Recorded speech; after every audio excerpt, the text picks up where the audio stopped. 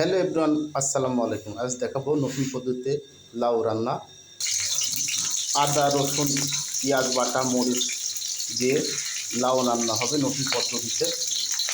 2 চামচ হলুদের গুঁড়া, মরিচের গুঁড়া দিয়ে দিচ্ছি, জিরা দিয়ে দেব,